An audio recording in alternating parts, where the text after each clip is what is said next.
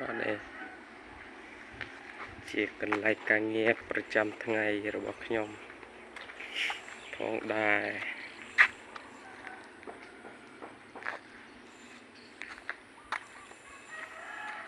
ថ្ងៃនេះទៅខាងស្ទូងកាសធាតុខុសផ្លៃពីរដងអត់បើកថ្ងៃទេតែថ្ងៃនេះរឿងបើកថ្ងៃមើលសកម្មភាពក្រុមជាងរីបូកនៅខាងច្រើនណាស់បងទៅមើលក្រុមជាងនោះ